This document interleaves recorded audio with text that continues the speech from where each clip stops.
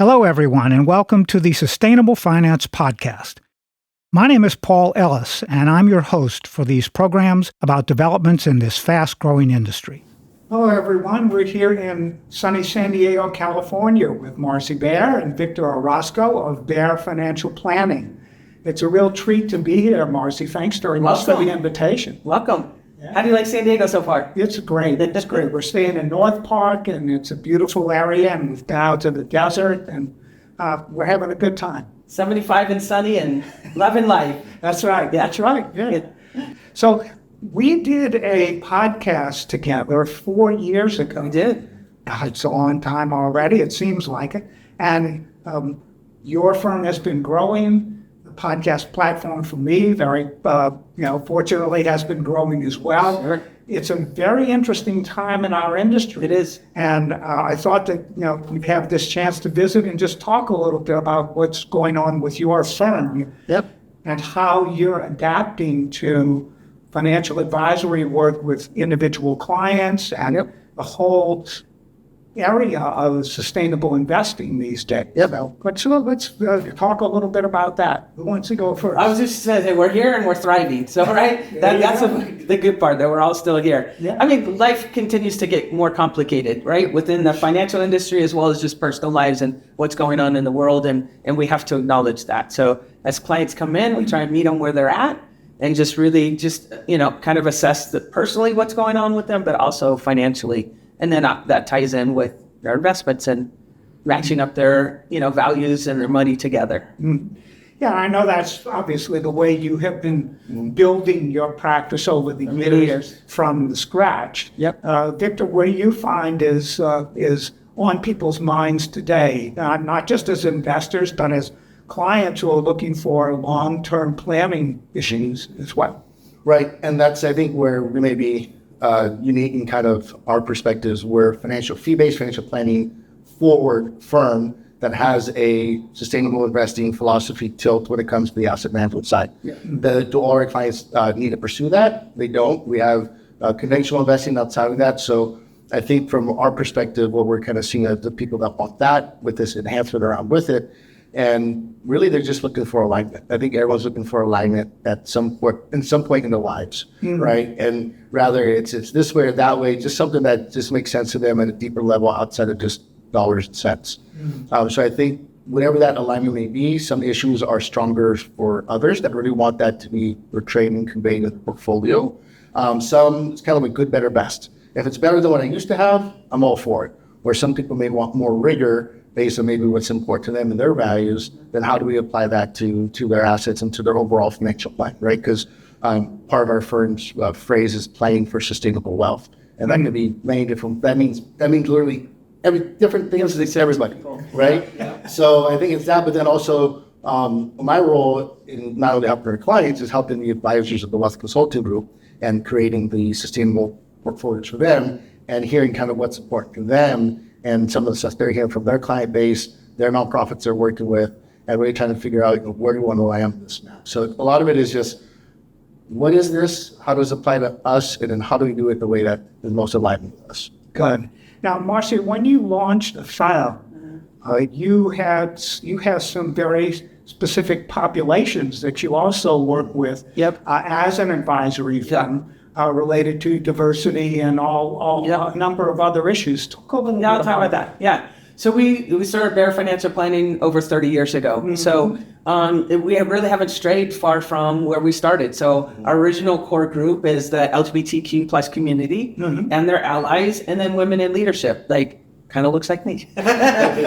So those clients have just grown with us for over the 30 years. And what's amazing is that we've been able to be in their lives this whole time. So they started when they were 30, 40 years old. Now we got them all the way through and to retirement and through retirement for some people. And so that core has stayed the same. The sustainable, responsible impact investing just lines up perfectly. So that was also core from the very beginning. One of the first firms I worked with, that's what they did. And so I really didn't know there was a different type of investing than that. I just cut my teeth on this type of investing. Just made sense to me. It made sense to the majority of our clients. And so we've been able to grow through the 30 years in all these different progressions of this industry and how sustainable investing, or now sometimes people would call it ESG investing, which stands for environmental, social, and governance. So whatever you call it, it really means, like Victor said, aligning, your personal values with your money, but then also just being a little bit more conscious of where you're spending your money, how you're investing your money, and making sure that's making the impact that you want it to. So again, it lines up perfectly with the clients that we work with. They feel that that's important to them, and so we meet them there. That's great.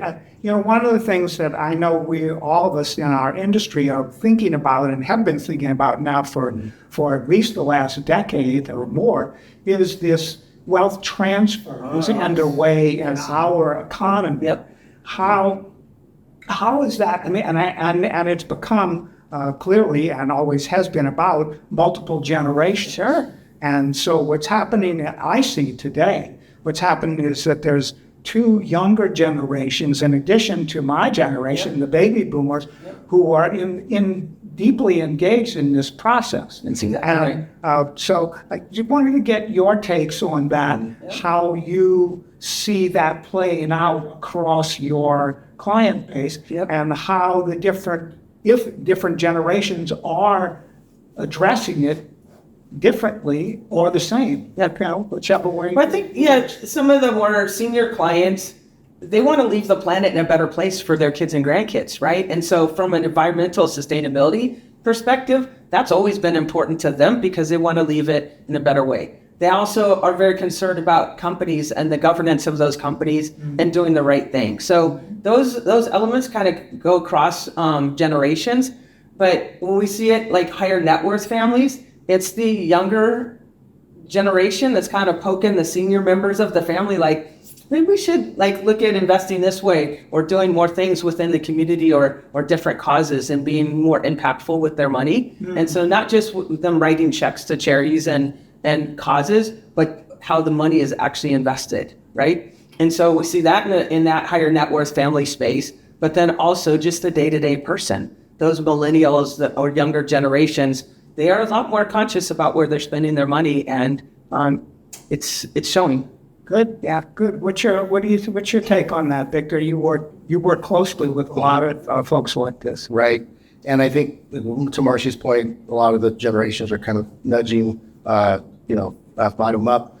But I also think it'd be interesting to see actually how it's executed. So from this standpoint, not only do the younger generations have a stronger sense of desire to invest this way, but their desire to work with financial advisors also very different than the boomer clients as well. Yeah. And so it'll be very interesting that if they want it done this way, well, is it through the way of an advisor? How do they do it on their own? What kind of education is in place for that younger generation that does want to do it, that wants to do it with an advisor? Is the advisor well versed in that? Are they available? Are they seen? Right. Can they find those type of advisors?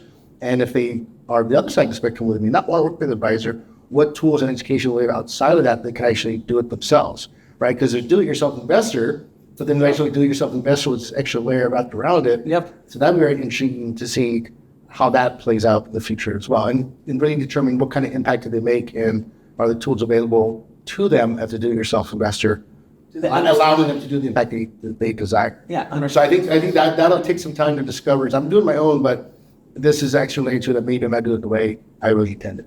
Well, the good and the bad of these 30 plus years that we've been in this space is that back when we started, there was only a handful of companies, right? There were maybe, 3-4 companies that did this type of investing, but then also funds within inside of those companies, again, only a handful. Now, fast forward, I mean, you screen for hundreds of funds. I don't even know how many, you probably know, but hundreds of funds that are out there. So every day there's somebody coming up with a new fund that is some sort of ESG or sustainable, responsible type of fund. And so it makes it even harder for those to do that screening to find out what's what. Is it really, is it some sort of greenwashing, or is it how authentic is it?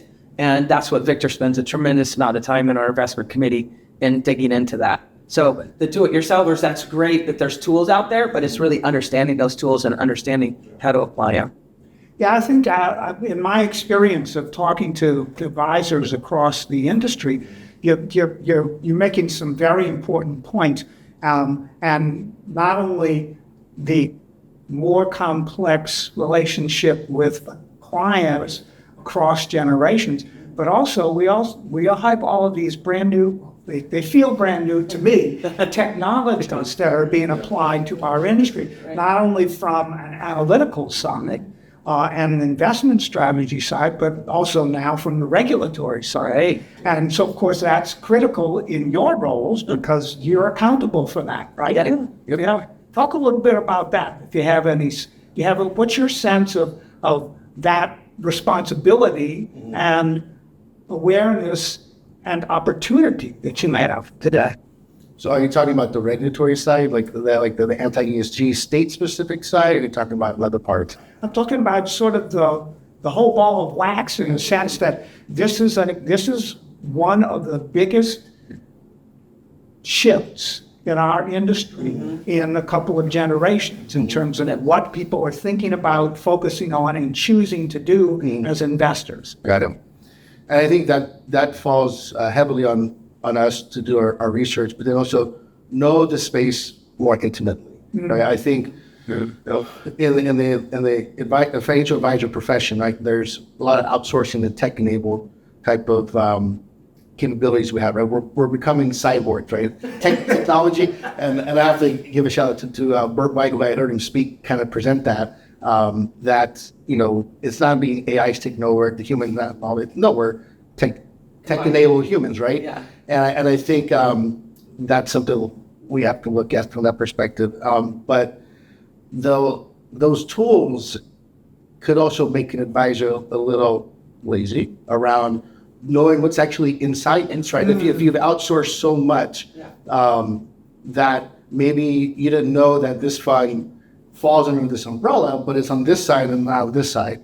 And really making sure that the solutions you're using are matching the messaging you're portraying out there. And I think so we have a big responsibility to have, I think, various versions of this approach. So if an advisor or a client wants to be on this side of the spectrum, there's solutions available. If they want to be this side, there's solutions available as well. And actually knowing the difference between them, because again, you ask 100 people how they want to do this, you're going to get 105 answers, right? That's the joke you hear all the time. Right? But I think it's just on us to even dig even deeper, lean into even more to make sure we're able to differentiate things from the pack. And some solution for a client or an advisor or a nonprofit could be very much aligned, but it may not be aligned for the next one. Right. And so knowing which is what, I think is even more important as an advisor versus saying, yes, it has it in the title, yes, it has it in prospectus, it does it all, right? Yeah. It's a Swiss Army knife of funds for this approach, and we know that's not the case. And I think it's just really leaning to that education a little bit more, and knowing if you're going to commit to this pitch, you kind of got to commit to it a little bit deeper. Right. Okay. So, Marci, you've actually been doing this since you launched your firm. Correct. With the LGBTQ community and the iterations of that community as well. So how much different is the process today, really, if it is different from what it was like when you started, when it comes right down to the individual client? Yeah, I think the biggest difference is just like we were saying, it's just the selection of funds. Right. And so really understanding, like Victor said, understanding the space. So there could be a fund that's titled in this space. Maybe it has an ESG or sustainable like language to the title of the fund. Responsible. Yeah, so something responsible. Yes. Sometimes, a lot of times, the ESG type thing, but it's anti-LGBTQ, right? So they were against gay marriage, they were against marriage equality, and so against domestic partner benefits. And so we want companies who are authentic. They're looking for supporting the community all along. And so I think that's the biggest piece is, again, like Victor says, knowing really the space and understanding what funds screen in or out for certain causes. And so just because it might show up in a screen, if you do a screen on some software and it shows up as an ESG type of fund or sustainable responsible fund, it might not align, like Victor said. There might be somebody else on the other spectrum that doesn't want to support LGBTQ plus people and causes. And so they would want their fund to screen that out. So knowing that, so there's both sides of that with inside this big rainbow. So speaking of, the rainbow community, as we call it. Like, we're adding a letter every year. I understand it gets confusing. It's LGBTQ, IA+++. And so that whole community is evolving and growing itself. And instead of, limiting it, we're just adding another, table to the chair, or another, or not table to chair to the table, or a leaf to the table, and make the table even longer, right? And so understanding the community is really important, and what's important to the community. And then again, picking the right funds that align with that. Okay. Now, so I think that there's so much going on in the industry right now, and you've addressed a number of the issues very specifically. What are you two thinking about now in terms of the next generation of your firm, for example, or the people that you want to train and bring into supporting the upcoming generations of individuals who want and need financial planning help with their wealth? Yep. So we continue to grow. We're growing the infrastructure of our firm. And so we're going to continue to add team members. We will be adding more advisors as well as when the timing is right. But really, it's the type of person that we want. So Victor's been with the firm. I think the podcast that we did was like from intern to partner. Yes. That was the conversation, right? So Victor, we're going on 19 years.